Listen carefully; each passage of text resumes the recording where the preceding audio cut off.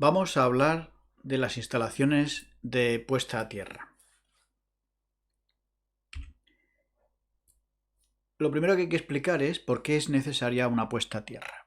Pues la puesta a tierra lo que hace es conectar todas las masas metálicas que puedan suponer un riesgo si entraran accidentalmente en contacto con la corriente eléctrica, pues a través de un cable conductor se conecta todo esto a unos electrodos que están enterrados en la tierra.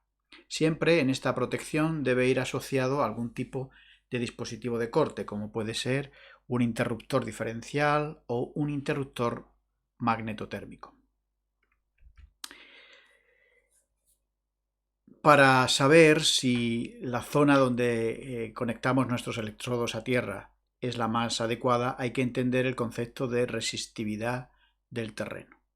La resistividad es la propiedad que tiene el terreno de conducir la electricidad. Se expresa en ohmios por metro. La resistividad es muy variable, depende de muchas cosas, no solo de la naturaleza del terreno, también de la humedad, de la temperatura. Por ejemplo, las heladas o las sequías aumentan mucho la resistividad de los terrenos, así que este valor cambia según las condiciones estacionales.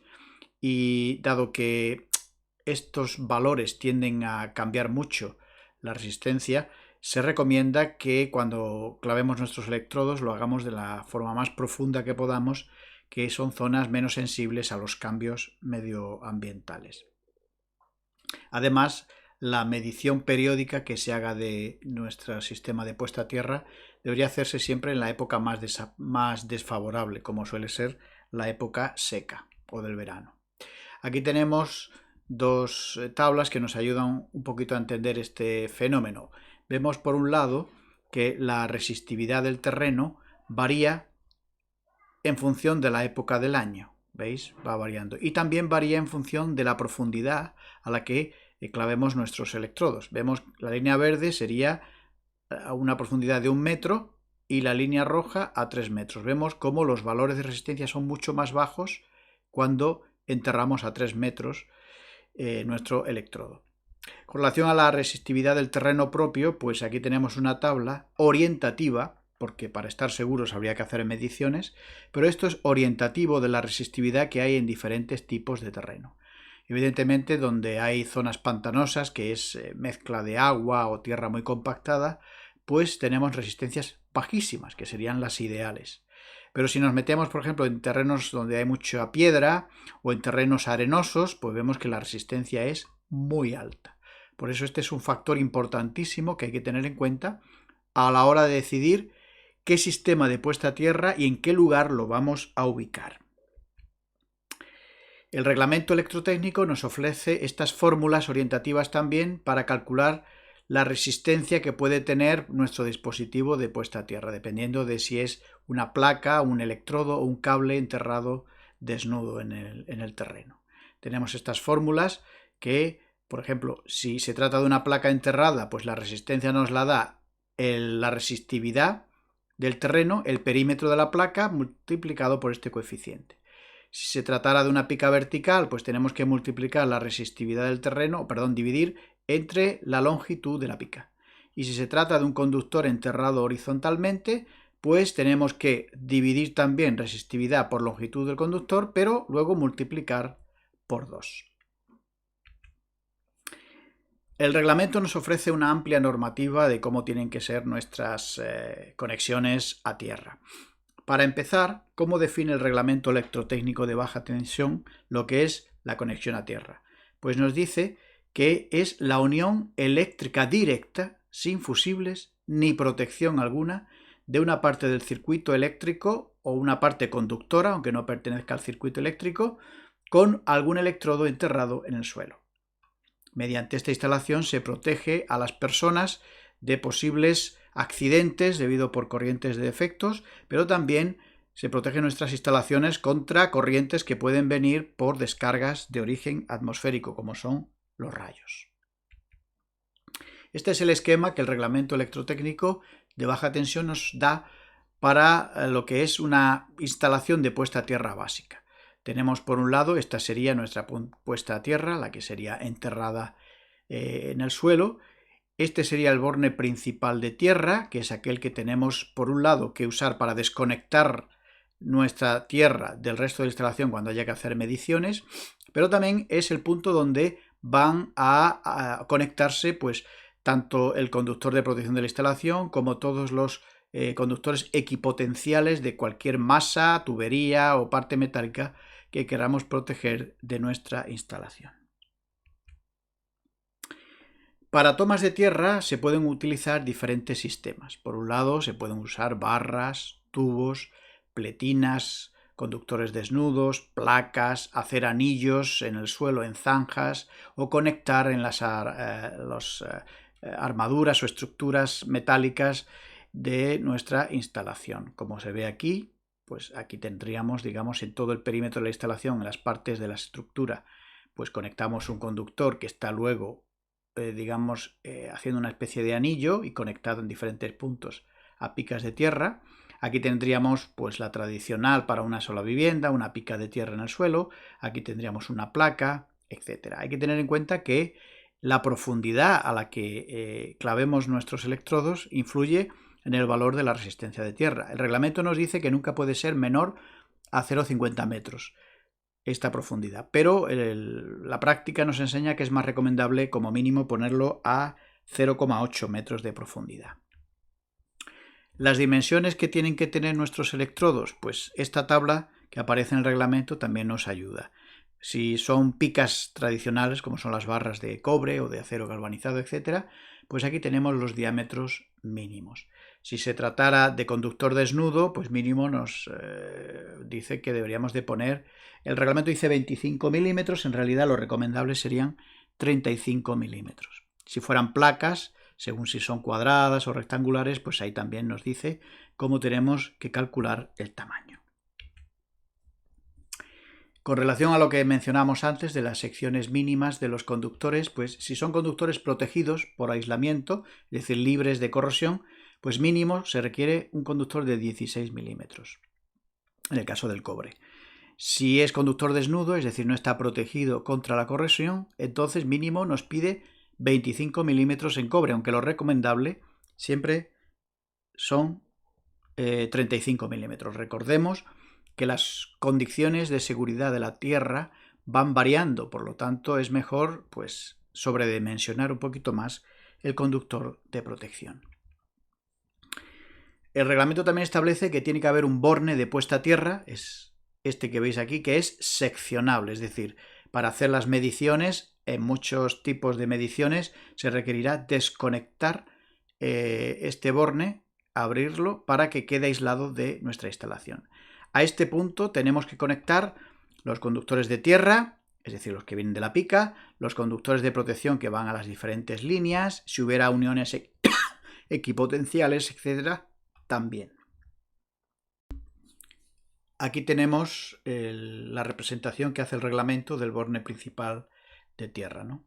Sería este, que es, toda esta zona es seccionable. Se recomienda siempre, en cualquier medida que hagamos, abrir este puente seccionador, en primer lugar para que nuestra medida sea exacta, pero también para proteger la instalación de posibles inyecciones de corriente que puedan derivarse a través de los conductores de protección. La sección de los conductores de protección con relación a la sección de los conductores de fase aparece en esta tabla. Si nuestros conductores de fase son inferiores a 16 milímetros, el conductor de protección tiene que ser igual. Si nuestros conductores de fase están entre 16 y 35 milímetros, pues mínimo hay que poner 16 milímetros en el conductor de protección. Y para más sección de 35 milímetros, siempre como mínimo la mitad de la sección la tendrá el conductor de protección. Luego también si hay conductores de equipotencialidad, es decir, de unir diferentes partes metálicas a nuestro sistema de protección de tierra, pues tenemos aquí lo que nos dice el reglamento, que nunca inferior a la mitad del conductor de fase y también en algunos casos como mínimo a 2,5 milímetros si es cobre.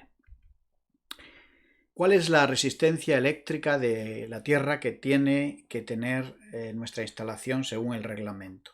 Pues el reglamento no establece una resistencia. Lo que dice es sencillamente que la resistencia de Tierra tiene que tener un valor tal que cualquier corriente que se pueda derivar a una masa metálica nunca puede superar, si son locales conductores o húmedos, los 24 voltios y en los demás casos los 50 voltios. Cuando hablamos de locales húmedos, nos referimos a todos aquellos en los que en un momento dado pueda haber bastante humedad, vapor, etc.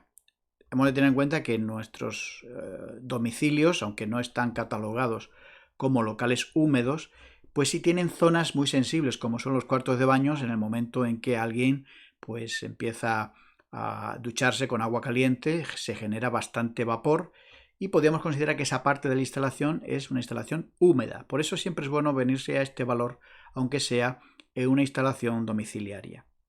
Bueno, pues aplicando la ley de Ohm con estos valores de tensión podemos averiguar qué resistencia máxima debería dar nuestro valor de tierra. Tenemos aquí la ley de Ohm, que dividimos voltaje por la corriente de defecto máxima que debe de pasar. La corriente en los domicilios y en la mayoría de los locales es de 0,03 amperios, o sea, 30 miliamperios. Pues ya tenemos aquí la fórmula. 24 voltios entre 30 miliamperios nos daría un valor máximo de tierra de 800 ohmios. Y en el caso de que sean 50 voltios, en los demás casos, pues 1666 ohmios. Estos son los valores máximos, pero obviamente esto es una barbaridad, porque las puestas a tierra tienen muchas circunstancias que pues hacen cambiar su resistencia, etcétera, y hay que buscar siempre valores lo más cercano a cero. Recordemos que esta es la protección principal de una instalación. Por lo tanto, tenemos que bajar al máximo la resistencia de estos conductores de protección. Con relación a las picas, pues si por algún motivo la resistencia que medimos fuera alta, ¿cómo podemos reducirla? Pues poniendo más picas en paralelo, siempre manteniendo una distancia mínima entre ellas del doble de su longitud. Por ejemplo, si son picas de 2 metros, pues entre ellas tiene que haber como mínimo 4 metros. También hay que tener en cuenta que cuanto más largas sean las picas y a más profundidad las clavemos, más mejoraremos la resistencia de nuestra tierra. En el caso de los conductores enterrados horizontalmente, pues dependiendo, ¿no? Si son sujeciones en los pilares metálicos de la instalación, pues se puede hacer una especie de anillo como se ve aquí. También se pueden hacer zanjas donde enterrar a un mínimo de 80 centímetros un conductor enterrado. No es necesario que vaya haciendo eso o algo por el estilo. Con que vaya recto es suficiente. Y por supuesto estas zanjas no deben llenarse con piedras o arena, que son cosas que pensamos que cuando le echamos agua pues ayudan a llegar mejor la humedad a la tierra, porque en realidad cuando el agua se evapore, esta tierra va a ser de muy mala calidad. ¿Cuándo hay que medir la resistencia de nuestra protección a tierra? Bueno, siempre hay que hacerlo obviamente en el momento de dar de alta la instalación, pero luego al menos cada año habrá que inspeccionarla y siempre en la época en la que el terreno esté más seco, aunque hay circunstancias en que esta revisión puede variar. Los métodos para medir la resistividad del terreno, que no la resistencia de tierra, esto es un valor diferente, pues son diversos. Tenemos que distinguir lo que es la resistividad de la resistencia de tierra. La resistividad es, digamos, la capacidad que tiene el terreno en sí de conducir la corriente eléctrica, o sea, pues tiene X ohmios por metro. Pero la resistencia es la resistencia que el terreno ofrece cuando hay una circulación de corriente por ella. Así que son dos conceptos diferentes. ¿Cuándo hay que hacer una medida de resistividad? Pues antes de hacer la instalación. Es decir, cuando todavía no hay ninguna puesta a tierra. Uno diseña pues una instalación eléctrica cuando la vivienda ni siquiera se ha construido y lo primero que tiene que averiguar es dónde debe poner su sistema de puesta a tierra y qué tipo de sistema de puesta a tierra tiene que hacer. Si con una pica será suficiente, si necesitará más, si necesitará un anillo de tierra, si necesitará placas y en qué lugar es el más idóneo y a qué profundidad para colocarlas. Todo esto hay que hacerlo antes y por lo tanto pues es el momento de medir la resistividad del terreno. Hay que decir que los métodos que vamos a explicar aquí en realidad no nos dan el valor de resistividad. Sin embargo, nos da un valor suficiente para que luego, aplicando unas fórmulas matemáticas, tengamos con exactitud la resistividad del terreno. Antes hemos visto unas tablas en el reglamento que nos orientan, pero en algunas ocasiones será necesario hacer estas mediciones para estar seguros de la resistividad del terreno. El método más utilizado para medir la resistividad es el de los 4 electrodos, que básicamente presenta dos métodos. El método Wenner, cuando se quiere hacer pocas mediciones, o el método Schlumberger, cuando es necesario, por seguridad de la instalación, hacer medidas a diferentes profundidades. El método Wenner, que fue desarrollado por el estadounidense Frank Wenner, pues básicamente se basa en, tenemos estos 4 electrodos que están colocados exactamente todos a la misma distancia. Hacemos circular una corriente eléctrica por los 2 electrodos exteriores y luego estos 2 interiores miden el voltaje. Bueno, pues con la ley de Ohm en la mano podríamos hacerlo, pero el aparato lo hace automáticamente. Sabemos el valor de la corriente eléctrica y el valor de la tensión, pues podemos averiguar cuál es el valor de la resistencia. Luego está el método Schlumberger, que fue desarrollado por el francés Konrad Schlumberger. Casi lo desarrolló a la vez que el que hemos visto anteriormente, el método Wenner. Son casi idénticos. La diferencia está en que este no requiere que los electrodos estén todos exactamente a la misma distancia, sino que se calcula una distancia total, o si calculamos una parte central de 0 voltios y calculamos una distancia desde ese centro hasta la pica exterior, pues el doble de la distancia, pondríamos la otra pica y en fin. ¿Qué tiene de ventaja este método sobre el otro? Pues básicamente que en el otro, cuando queremos hacer una segunda medición, tenemos que desclavar los 4 electrodos y moverlos todos. Con este solo tenemos que mover los exteriores. Estos no hace falta que los movamos. Por lo tanto, tiene una cierta ventaja, digamos, sobre el otro método. Cuando la instalación ya se ha terminado y hay que ponerla en marcha, o cuando se tiene que hacer una revisión periódica, es decir, que ya existe la instalación de puesta a tierra, utilizaremos estos métodos que ahora vamos a describir. El principal y más conocido, de hecho es la referencia en casi todas las normativas, es el que se llama método de la caída de potencial, o conocido también con medida de tierra con 2 picas. Para esta prueba siempre hay que desconectar el borne principal de tierra para aislarlo del resto de la instalación.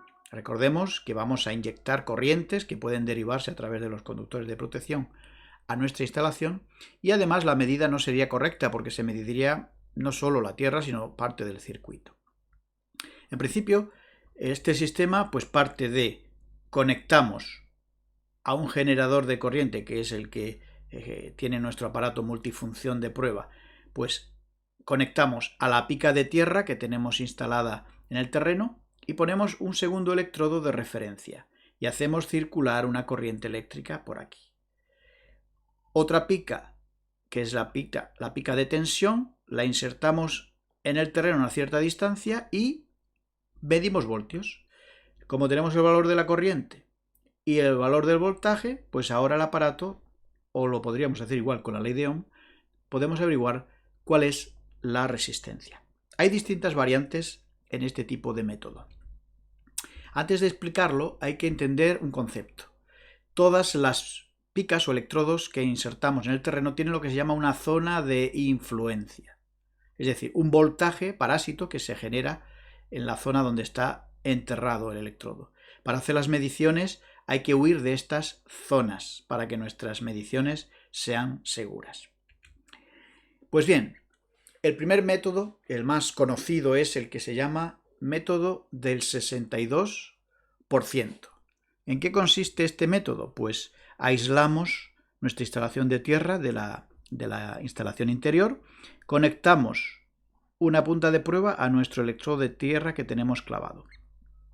Conectamos el electrodo auxiliar.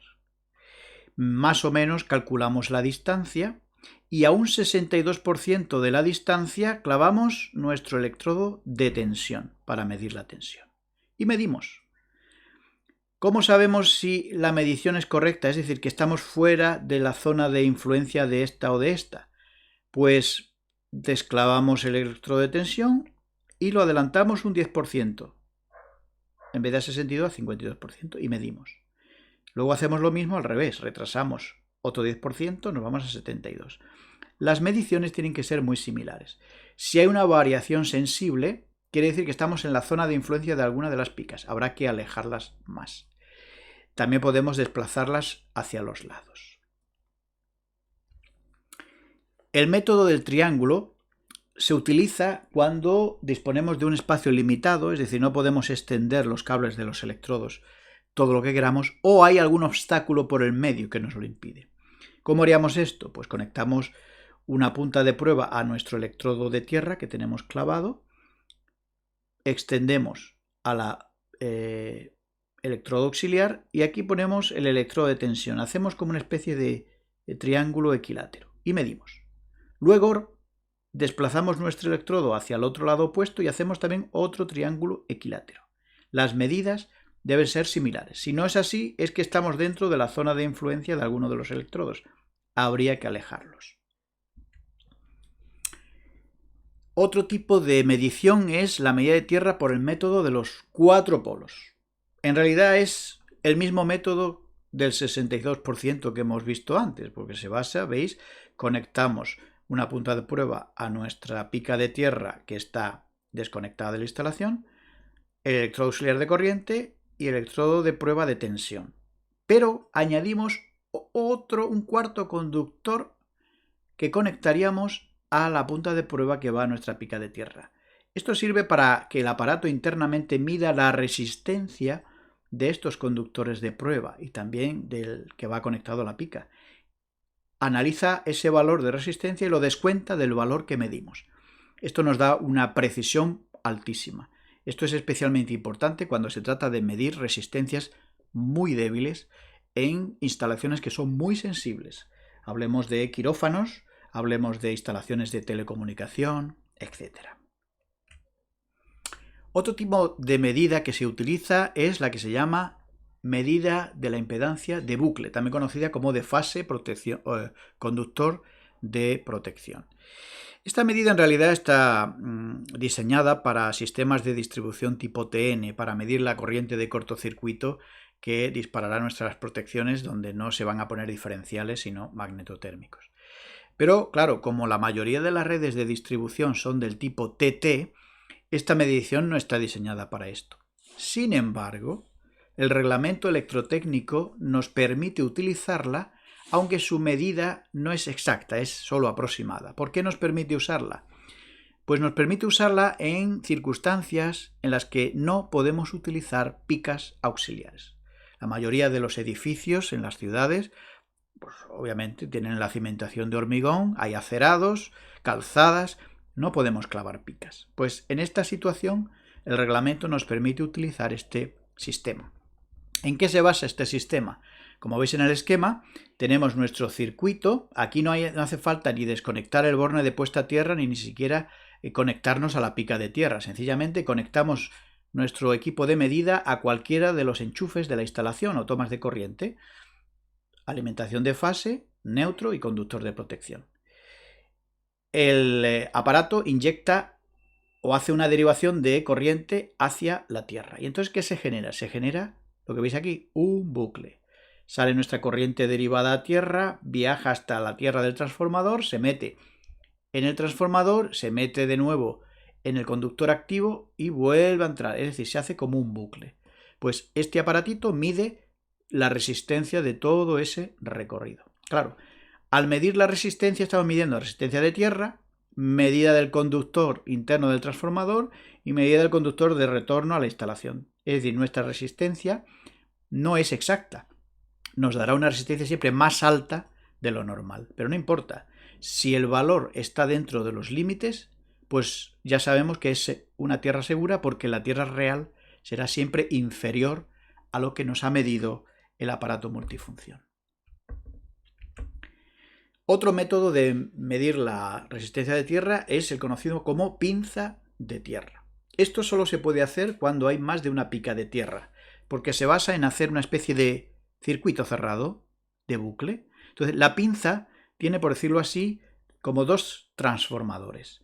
El primario haría como de generador, genera una tensión en este bucle, digamos, o instalación que hemos improvisado, y el segundo haría como de secundario, y lo que hace es leer la tensión que se ha generado.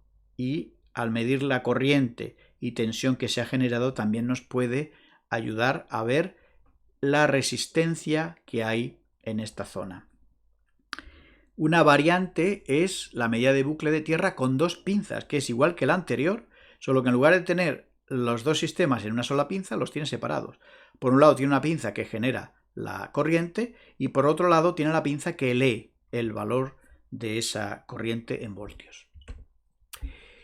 Finalmente, algunas recomendaciones finales para hacer una buena medición. Las medidas de tierra pueden verse alteradas por la presencia de tensiones parásitas, quizás por zonas de influencia de otras picas de tierra, de algún transformador que esté cerca o de otras instalaciones.